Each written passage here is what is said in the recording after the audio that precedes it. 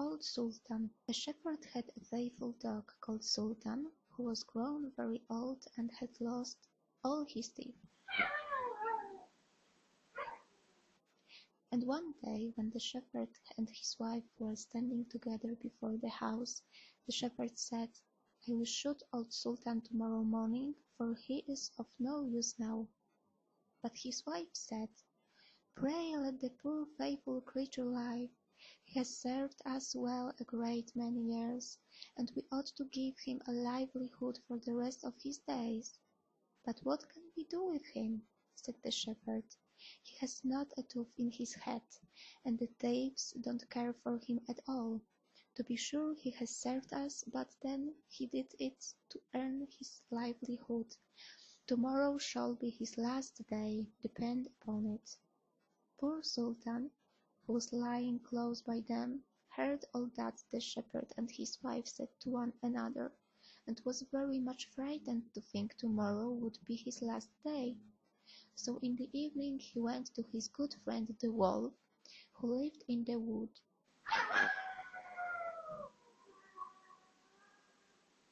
And told him all his sorrows and how his master meant to kill him in the morning. "Make yourself easy," said the wolf. "I will give you some good advice.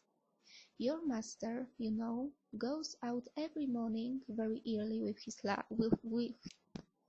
wife into the field, and they take their little child with them, and lay it down behind the hedge in the shade while they are at work.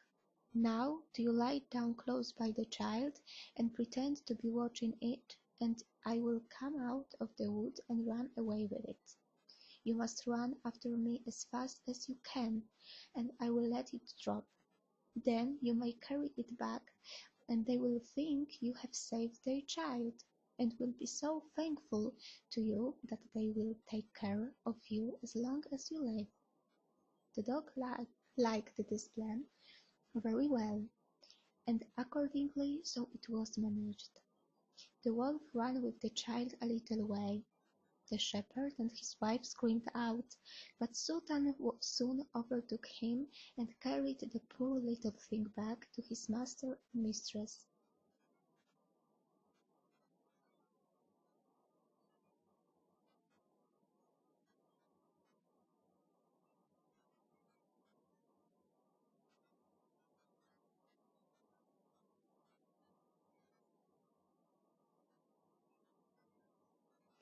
Then the shepherd patted him on the head and said, "Old Sultan has saved our child from the wolf, and therefore he shall live and be well taken care of, and have plenty to eat.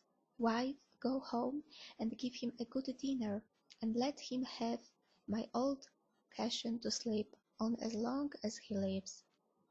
So from this time forward Sultan had all that he could wish for.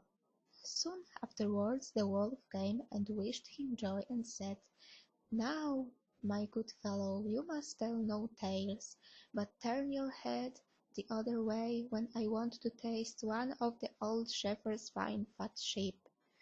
"No," said the Sultan, "I will be true to my master." However, the wolf thought he was in joke, and came one night to get a dainty morsel. But Sultan had told his master what the wolf meant to do, so he laid wait for him behind the barn door. And when the wolf was but looking out for a good fat sheep, he had a stout cudgel laid about his back, that combed his locks for him finely. Then the wolf was very angry and called Sultan an old rogue, and swore he would have his revenge. So the next morning the wolf sent the bear to challenge Sultan to come into the wood to fight the matter. Now Sultan had nobody who could ask to be his second but the shepherd's old three-legged cat. So he took her with him, and as the poor thing limped along with some trouble, she stuck up her tail straight in the air.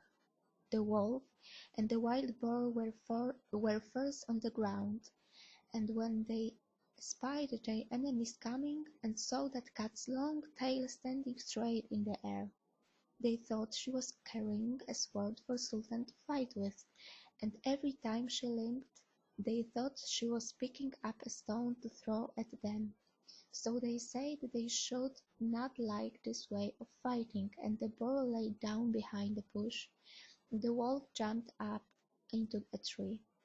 Sultan and the cat soon came up, and looked about and wondered that no one was there. The boar, however, had not quite hidden himself, for his ears stuck out of the bush, and when he shook one of them a little, the cat, seeing something move, and thinking it was a mouse, sprang upon it, and bit and scratched it, so that the boar jumped up and grunted and ran away, roaring out, "Look up in the tree! There sits the one who is to blame."